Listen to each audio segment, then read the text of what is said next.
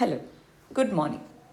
Our first issue is Paralympic gold. Avani Lekra and Sumit Antil. These two won the gold medals in the recent Paralympics. Avani is the first Indian woman to win the Paralympic gold. Next issue is Toy Train Monetization Plan. Toy Train is Darjeeling Himalayan Railways. There are four mountain railways in India. One is Darjeeling Himalayan Railways, which is located in the foothills of Himalayas in the West Bengal. Second one is Nilgiri Mountain Railways, located in the Nilgiri Hills of Tamil Nadu. Third one is Kalka Shimla Railways, located in the Himalayan foothills of Himachal Pradesh, and Matharan Railway, located in Maharashtra. These are four mountain railways of India. These are part of UNESCO World Heritage Sites too. In this context, recently government has proposed for monetization of Darjeeling Himalayan Railways. People have protested against this particular move. That's why this particular one is news. Next issue is Pashmina shawls and MSP. Pashmina shawls are famous GI tagged shawls of Kashmir, Jammu and Kashmir. In this context, Directorate of Handicrafts and Handloom of Kashmir has announced MSP for GI certified handmade Pashmina shawls. This can provide more employment opportunities and more remunerative prices for the handmade Pashmina shawls. Spinning on traditional Kashmiri charka. This allows longer threads of Pashmina wool with hair-like size, unlike the machine-made one. Now, this particular move it will provide more employment opportunities for the women of that particular region, and it will make their employment more remunerative too. Next issue is Vande Bharat trains. Recently, railways they have announced that they are going to operate one or two Vande Bharat trains by 2024. Vande Bharat trains are also known as Train 18, which are later renamed as Vande Bharat trains. These are rolled by Integrated Coach Factory of Chennai. This is indigenously made semi-high speed train of India. It has an operational efficiency of 160 kmph and it is considered a game changer.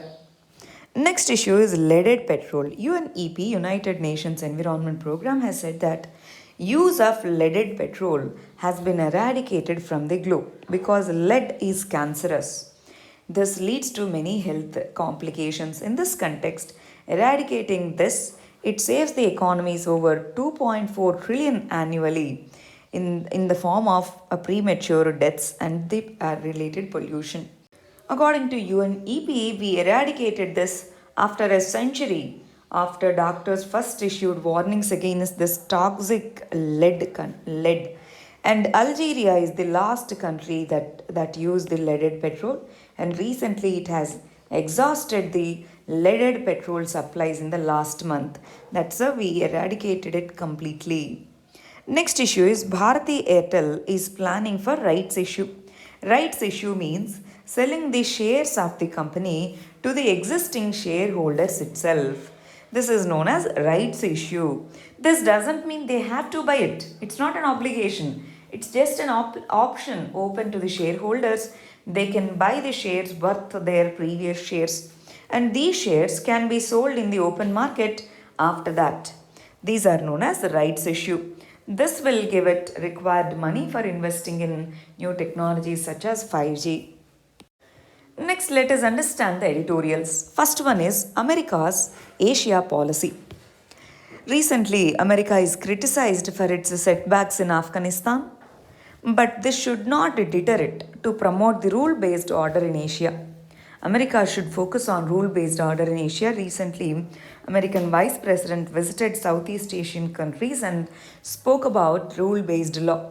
So, this commitment at the summit level needs ground level engagement, let's say Quad, and deeper bilateral relations with democracies. These are discussed at the summit level, but that should have the ground level impact. On that, the America should focus now. Next issue is National Monetization Pipeline and the associated criticism. NMP, National Asset Monetization Pipeline, is considered ambitious because it is giving lease of the public assets. So in this context, it provides the investment. Government is planning to gather 6 lakh crore rupees in the next 4 years using this particular national monetization plan. But this has criticism such as allegations of corruption, cronyism in allocating the resources, etc.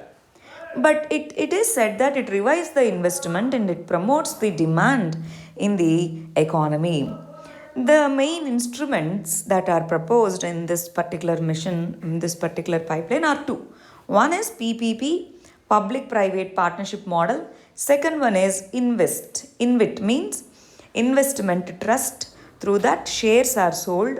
These shares will be purchased on a retail basis by anyone, including FPI, foreign portfolio investments.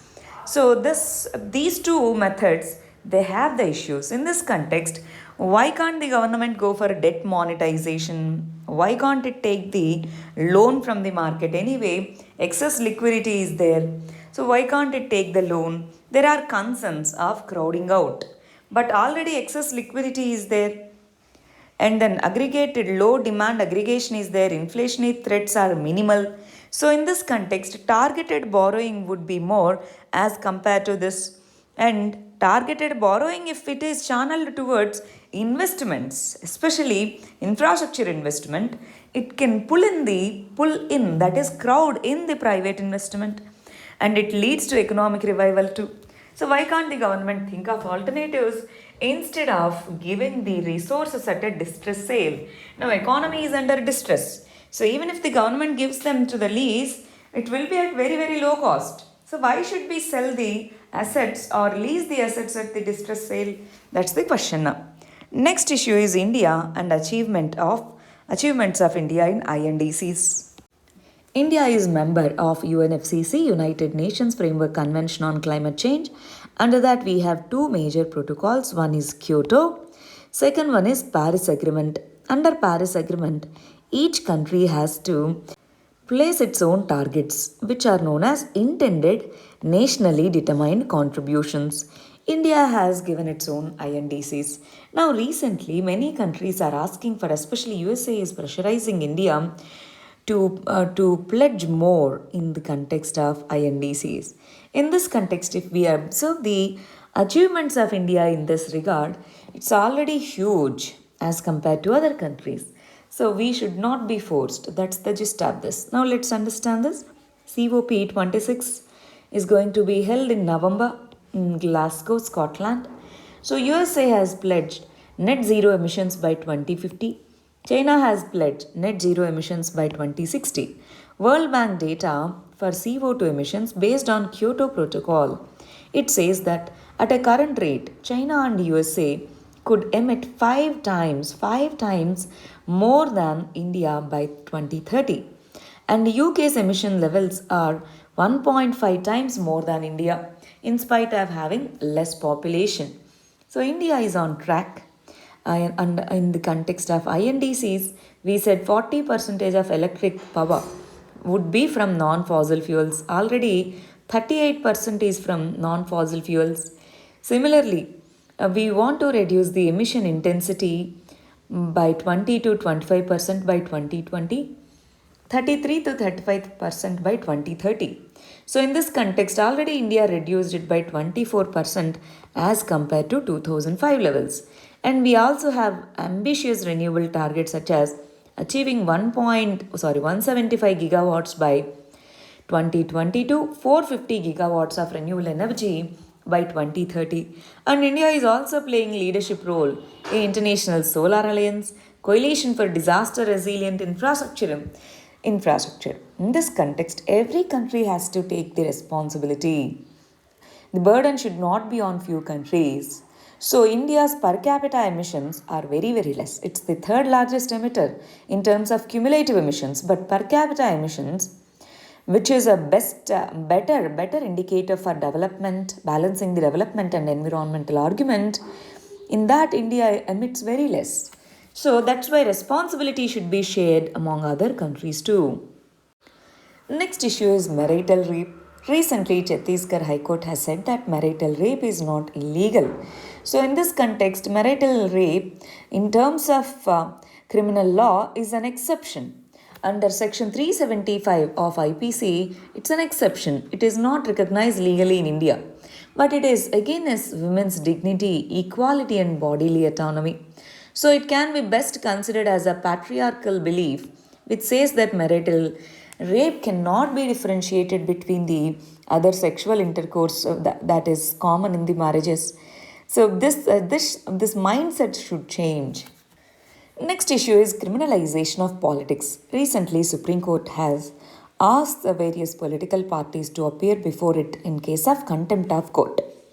It has asked the political parties to disclose the criminal antecedents of the contesting candidates and the elected members from its party. But they have not placed these details. That's why Supreme Court has asked them on contempt basis. In the year 2004, 24% of total MPs they had criminal cases pending against them. In 2019, the number increased to 43%. 43% of Lok Sabha, Rajya Sabha MPs together, they have criminal cases pending against them. In this context, Union of India versus ADR case, in this particular case, Supreme Court has said that all the candidates standing for elections, they have to file an affidavit declaring their educational, financial, criminal backgrounds. So this has not been implemented properly. And electoral bonds, they are there now. They are for political party funding. They breed secrecy in political party funding. Transparency in political party funding is important. Political parties are at the heart of our democracy. They form the governments, they make the policies, they make the laws. That means they have huge impact on our life. In this context, elected representatives, they make the laws that govern us. So that's why we have the right to know about how they are functioning, what are our leaders, what are the values of our leaders. We have the right to know. So in this context, in the public interest, judiciary should intervene. Judiciary should go beyond appealing to the political parties. It should make it mandatory. Next issue is vaccine inequality. Vaccine nationalism, it puts the intellectual property and technology transfer talks and fair and equitable access to COVID-19 vaccines at risks. So now, how do we ensure that vaccines reach to, let's say, Afghanistan, that is, where the conflicts are there? How do we reach the vaccines? Or let's say there are many countries which are unable to pay for the vaccines. So, what about them? So, in this context, how the world countries react to this and how various international organizations promote the logistics to reduce the vaccine inequalities. This matters now because unless everyone is safe, no one is safe. These are the articles for today. Thank you very much. All the very best.